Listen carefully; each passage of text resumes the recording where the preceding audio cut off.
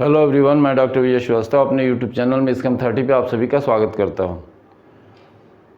आज के video lecture में हम बात करेंगे लॉज ऑफ केमिकल कॉम्बिनेशंस के बारे में, यानी रासायनिक संयोग के नियमों के बारे में।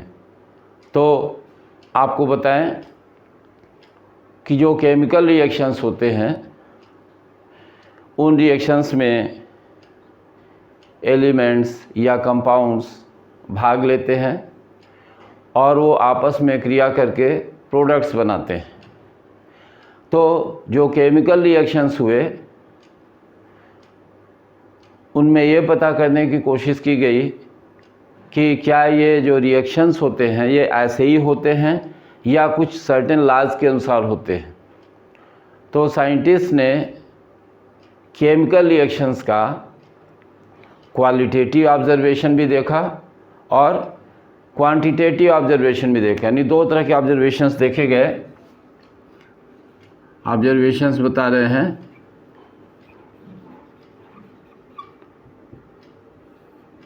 जो निरीक्षण किए गए वो दो तरह के हुए, क्वालिटेटिव और क्वांटिटेटिव।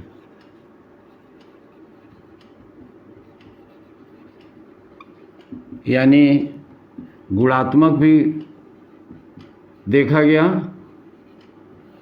और परिमाणात्मक भी देखा गया।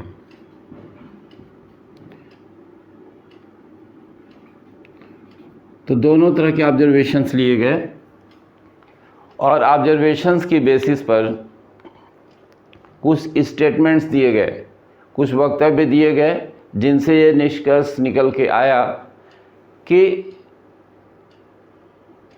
किसी भी केमिकल रिएक्शन का होना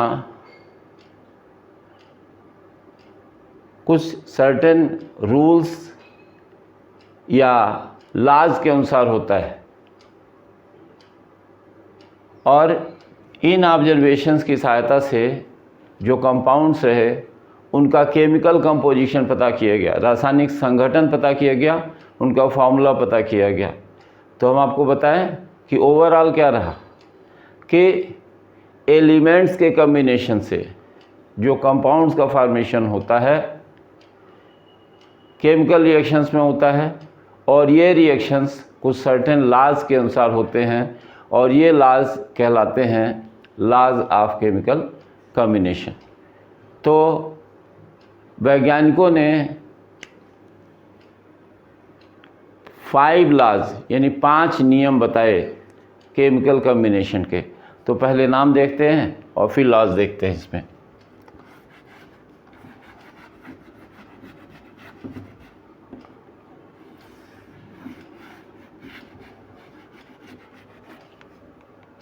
तो लॉज में जो सबसे पहला रहा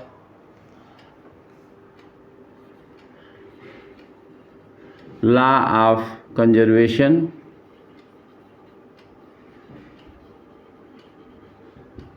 ऑफ मास, यानी हिंदी में हम कहते हैं इसे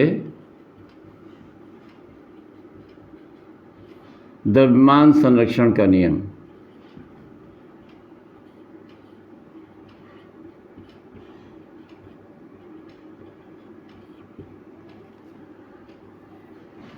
दूसरा रहा लॉ ऑफ डेफिनिट प्रोपोर्शन,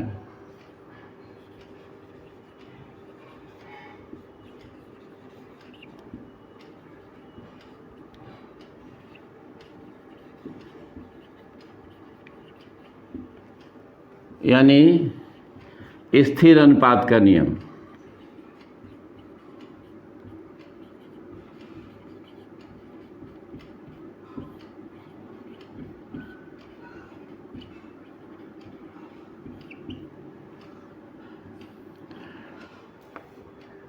तीसरा जो लॉ है वो है लॉ ऑफ मल्टीपल प्रोपोर्शन,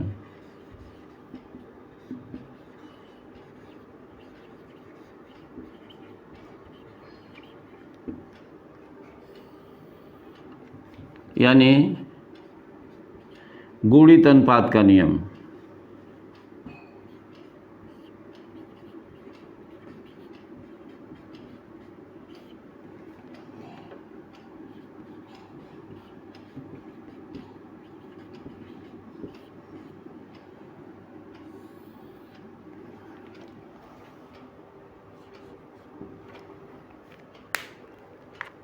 जो चौथा नियम है वो है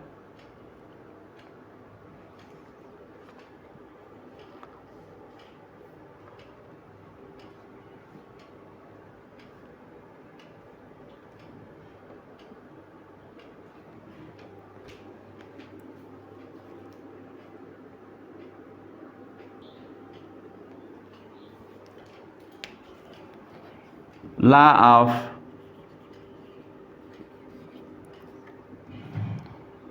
रेसिप्रोकल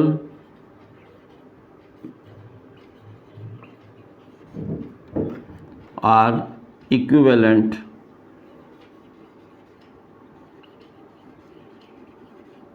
प्रोपोर्शन।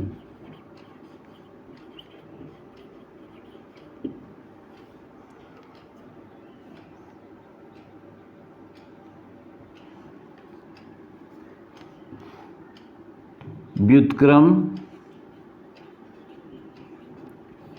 या तुल्य अनुपात का नियम।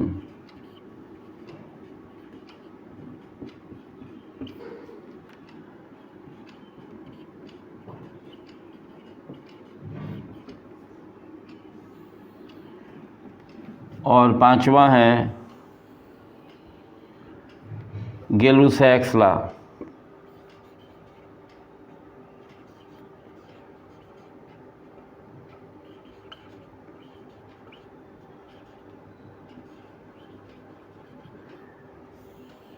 यानी गैलुसैक का नियम।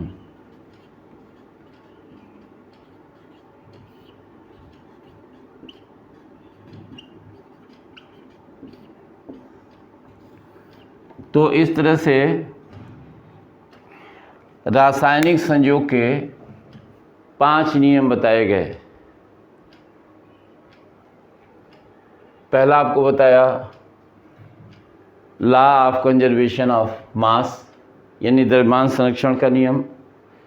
दूसरा बताया लॉ ऑफ डेफिनिट प्रोपोर्शन या कह सकते हैं स्थिर अनुपात का नियम। तीसरा बताया लॉ ऑफ मल्टीपल प्रोपोर्शन या गुणित अनुपात का नियम। चौथा लॉ ऑफ रेसिप्रोकल और इक्विवेलेंट प्रोपोर्शन यानी व्युत्क्रम या तुल्य अनुपात का नियम। और पांचवा होगा गैलुसैक्स लॉ, गैलुसैक का नियम। तो इस तरह से 5 नियम बताए गए। अब इन नियमों में से हम शुरू के 2 नियमों के बारे में चर्चा करेंगे।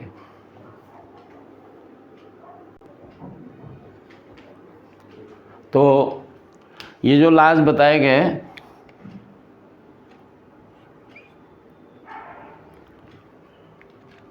आपको फिर से एक बार बताएं। Law of conservation of mass, law of definite proportion, law of multiple proportion और लॉ ऑफ रेसिप्रोकल प्रोपोर्शन और इक्विवेलेंट प्रोपोर्शन। तो ये लॉज बताए गए आपको और लास्ट में गैलुसैक्स लॉ, ये 5 लॉज। तो स्टार्ट करें हम सबसे पहले लॉ ऑफ कंजर्वेशन ऑफ मास यानी द्रव्यमान संरक्षण का नियम। तो ये जो फर्स्ट लॉ है वो बहुत ही महत्वपूर्ण है और जिस वैज्ञानिक ने इस लॉ को फॉर्मुलेट किया उनका नाम है एंटोनी लेवाजिए। तो एंटोनी लेवाजिए ने ये लॉ दिया, लॉ ऑफ कंजर्वेशन ऑफ मास।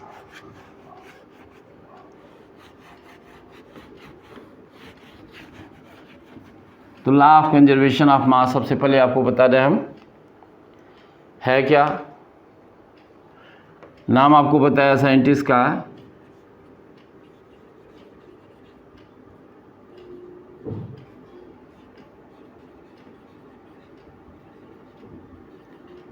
एंटोनी लेवाजिए। इन्होंने ला दिया और इस लॉ में क्या बताया गया कि कोई भी केमिकल रिएक्शन अगर होता है तो रिएक्शन के पहले और रिएक्शन के बाद जो मास होता है उसमें कोई चेंज नहीं होता है। यानी हम कह सकते हैं थोड़ा सा रिफाइंड वे में कि किसी सिस्टम में अगर कोई केमिकल या फिज़िकल चेंज होता है तो उसके फलस्वरूप जो मास होता है सिस्टम का वो हमेशा अनचेंज्ड रहता है। और अगर इसी को दूसरे तरह से कहें तो हम कह सकते हैं कि जो मैटर है वह किसी भी फिज़िकल या केमिकल चेंज में ना तो क्रिएट होता है और ना ही डिस्ट्रॉय होता है। ना ही तो उसे बनाया जा सकता है और ना ही उसे नष्ट किया जा सकता है। केवल उसका स्वरूप बदल सकता है, इसका ट्रांसफॉर्मेशन हो सकता है एक फॉर्म से दूसरे फॉर्म में। तो उम्मीद करते हैं कि बात समझ में आई होगी। लॉ को हम स्टेटमेंट्स के रूप में मेंशन करना चाहेंगे। तो आप देखिए कि पहला लॉ क्या है। तो स्टेटमेंट्स हम लोग मेंशन कर रहे हैं।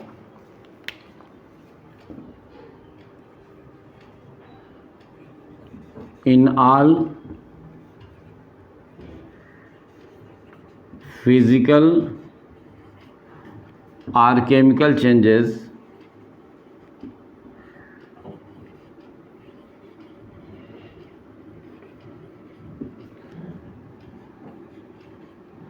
the total mass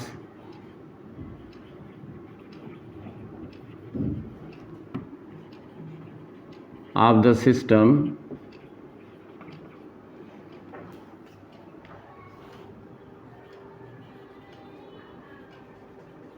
remains constant।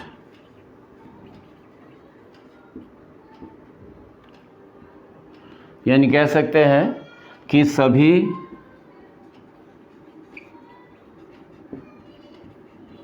भौतिक या रासायनिक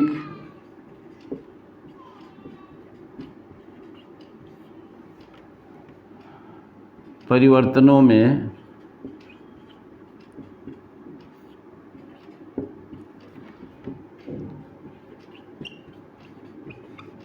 किसी निकाय का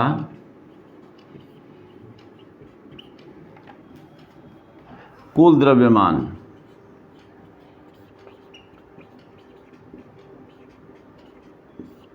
नियत रहता है।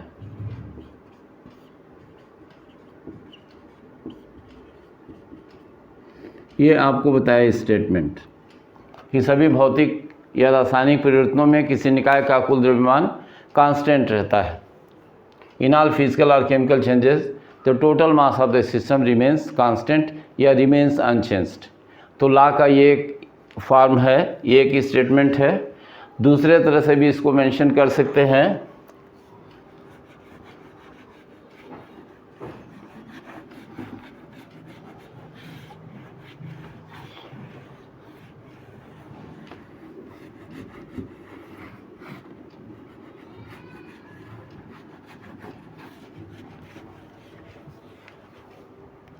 दूसरे तरह से इसको मेंशन करें तो कह सकते हैं कि matter can neither be created not destroyed, it can only be transform from one form to another.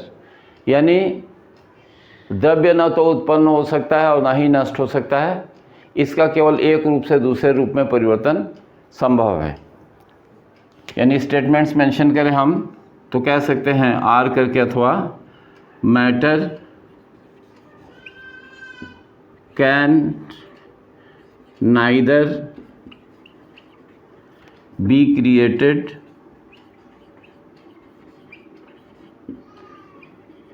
nor destroyed,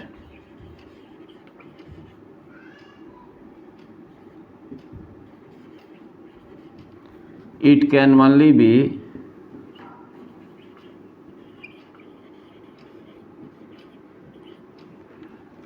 transformed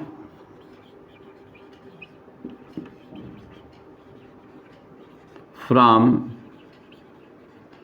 one farm to another.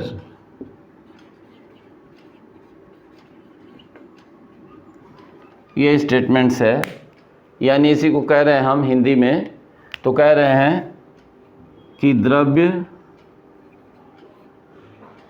न तो उत्पन्न किया जा सकता है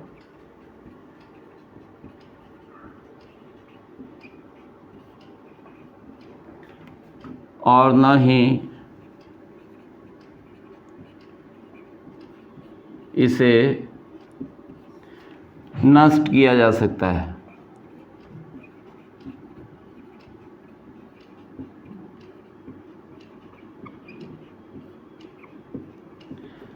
इसका केवल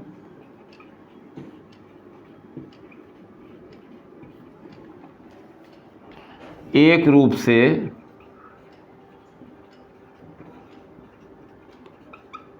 दूसरे रूप में रूपांतरण संभव है।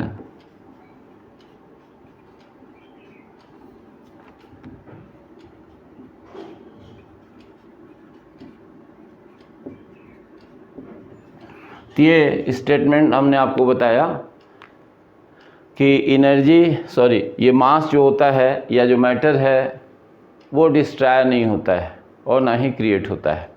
तो इसीलिए कहा गया इसको लॉ ऑफ कंजर्वेशन ऑफ मास, यानी किसी भी भौतिक या रासायनिक प्रक्रम में जो मास होता है सिस्टम का वो संरक्षित होता है, इसीलिए संरक्षण का नियम कहा गया इसको।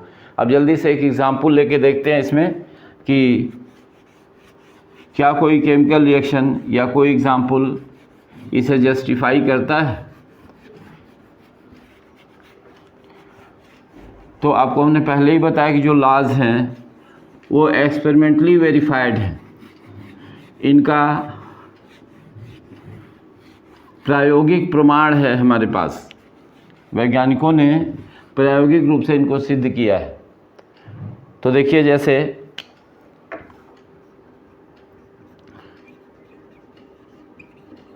उदाहरण ले रहे हैं thermal decomposition of calcium carbonate.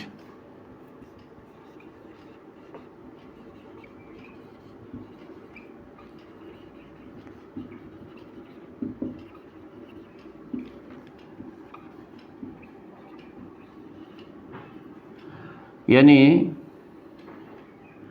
Calcium carbonate का ऊष्मीय अपघटन, हीट करते हैं कैल्शियम कार्बोनेट को एक क्लोज सिस्टम में, तो क्या होता है। ये कैल्शियम कार्बोनेट है, इसको गर्म करते हैं, ये सॉलिड होता है, हीट किया आपने तो ये बनाता है कैल्शियम ऑक्साइड प्लस CO2 यानी कार्बन डाइऑक्साइड गैस। ये परिवर्तन होता है, ये केमिकल रिएक्शन हुआ, ये ट्रांसफॉर्मेशन हुआ। अब इसमें देखें तो जो कैल्शियम कार्बोनेट है इसका अगर हम एक्सपेरिमेंट में 100 ग्राम लेते हैं, 100 ग्राम लेने का एक रीज़न है, जो इसका मॉलिक्यूलर मास होता है वो 100 होता है, तो ग्राम में ले लिया तो वो ग्राम मॉलिक्यूलर मास हो गया, यानी उसके ग्राम मॉलिक्यूलर मास के इक्वल ग्राम में अमाउंट लिया। तो कैल्शियम ऑक्साइड 56 ग्राम और कार्बन डाइऑक्साइड 44 ग्राम बनती है।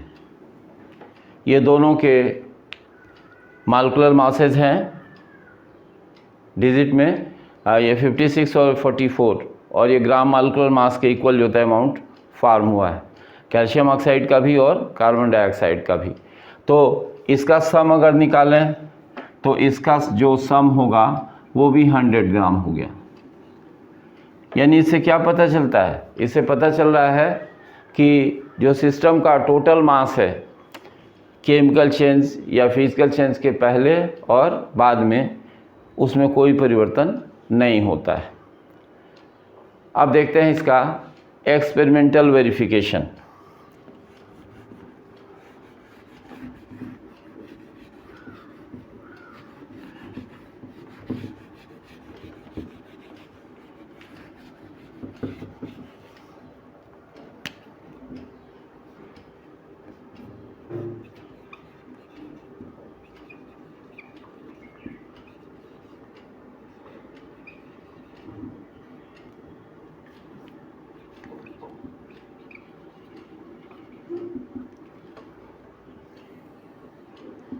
तो एक्सपेरिमेंटल वेरिफिकेशन लैंडाल्ट एक्सपेरिमेंट से होता है।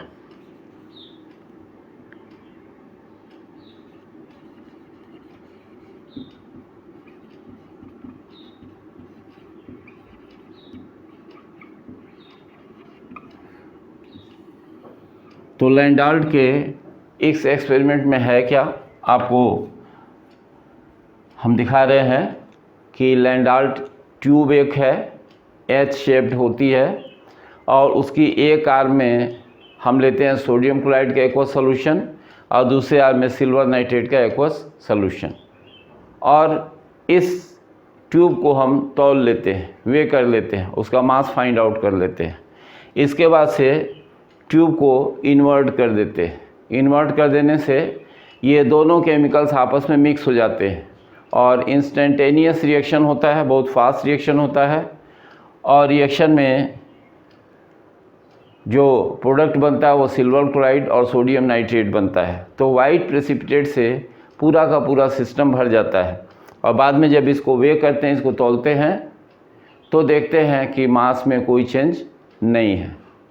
तो पहले ट्यूब देखते हैं।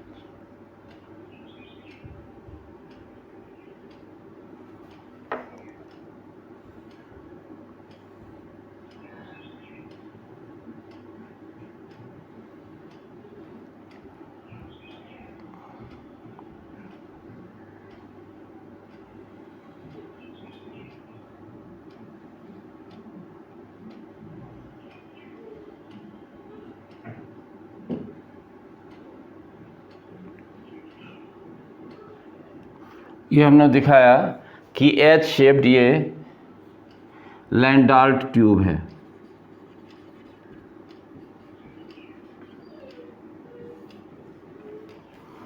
और इसके एक आर्म में हमने ले लिया है इधर से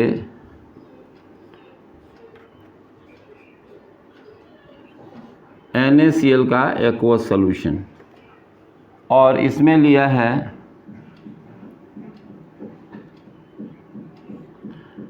सिल्वर नाइट्रेट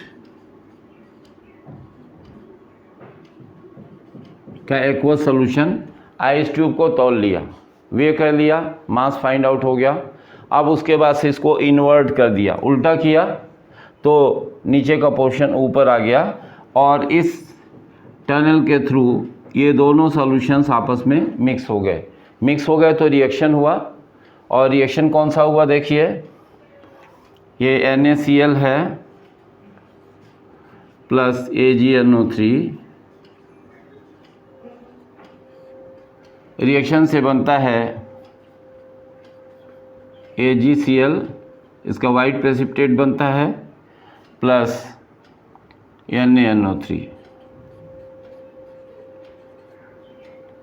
तो ट्यूब चूँकि पैक्ड है, कोई भी मास या कोई भी कंटेंट इससे बाहर नहीं जाएगा, तो रिएक्शन के पहले इसको वे किया गया और रिएक्शन के बाद वे किया गया, जिसमें सिल्वर क्लोराइड का वाइट प्रेसिपिटेट बना। दोनों ट्यूब जो थी वो वाइट प्रेसिपिटेट से भर गई, और जब वे किया गया तो पता चला कि मास में कोई चेंज नहीं हुआ। तो ये बताया हमने कि इस तरह से जो लॉ है वो एक्सपेरिमेंटली वेरीफाइड हुआ लैंडाल्ट एक्सपेरिमेंट से। अब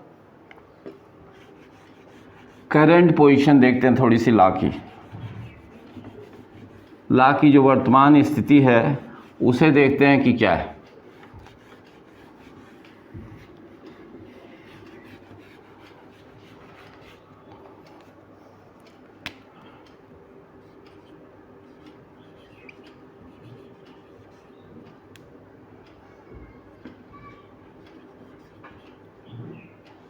प्रेजेंट कंडीशन,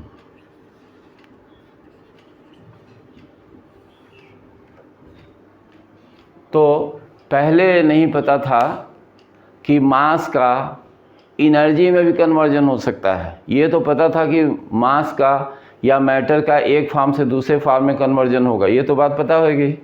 एनर्जी के बारे में पता था कि एनर्जी भी ना तो क्रिएट होती है ना डिस्ट्रॉय होती है, उसका ट्रांसफॉर्मेशन होता है। वो अगर पोटेंशियल एनर्जी है तो कह सकते हैं कि काइनेटिक एनर्जी में चेंज हो जाती है इक्विवेलेंट अमाउंट में, या जो काइनेटिक एनर्जी और पोटेंशियल एनर्जी में चेंज हो जाती है, या डिफरेंट फॉर्म्स में ट्रांसफॉर्मेशन होता है। लेकिन ये नहीं पता था पहले कि मास का एनर्जी में भी कन्वर्जन होता है। तो आइंस्टीन पहले वैज्ञानिक रहे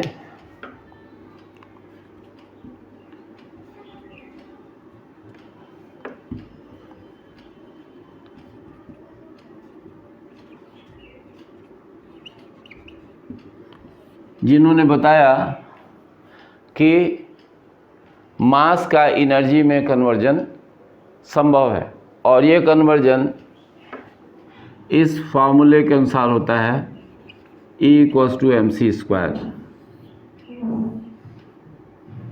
जहाँ E जो होती है एनर्जी है, m मास है जो एनर्जी में कन्वर्ट हो रहा है, और c जो होती है वो वेलोसिटी ऑफ लाइट है। तो जनरल रिएक्शंस में तो ऐसा नहीं होता कि मास एनर्जी में कन्वर्ट हो जाए, लेकिन ऐसे रिएक्शंस भी होते हैं नेचर में जिनमें मास का एनर्जी में कन्वर्जन होता है। फॉर एग्ज़ाम्पल कह रहे हैं इसमें इस रिलेशनशिप में न्यूक्लियर रिएक्शंस।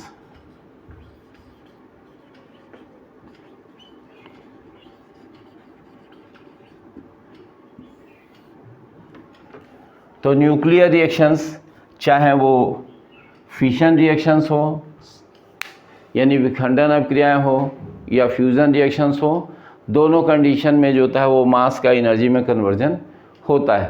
तो ऐसी कंडीशन में अगर मास एनर्जी में कन्वर्ट हो गया तो हम कह सकते हैं कि मास तो जो प्रोडक्ट बनेगा उसका कम हो जाएगा, लेकिन जो जितना मास कम हुआ, ऑब्जर्वेशन में मिला कि जितना मास कम हुआ उसकी इक्विवेलेंट एनर्जी प्रोड्यूस हुई, यानी मास का कन्वर्जन हुआ एनर्जी में, लेकिन सिस्टम में जो टोटल चीज़ें थी वो कांस्टेंट रह गई।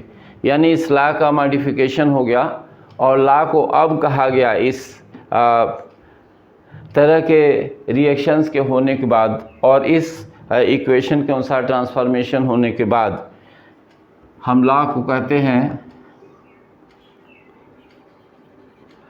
लॉ ऑफ कंजर्वेशन ऑफ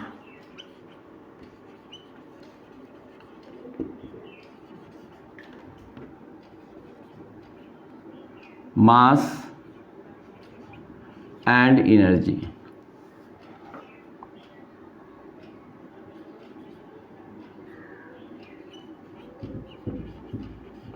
इसे हम द्रव्यमान ऊर्जा संरक्षण का नियम कहते हैं। तो सेकेंड लॉ अभी हम अनफॉर्चुनेटली इस वीडियो लेक्चर में आपको नहीं दे पा रहे हैं, तो सेकेंड लॉ हम अगले वीडियो लेक्चर में आपको बताएंगे। वीडियोज़ आप देखते रहिए, चैनल को लाइक और सब्सक्राइब कीजिए, शेयर कीजिए। बहुत बहुत धन्यवाद।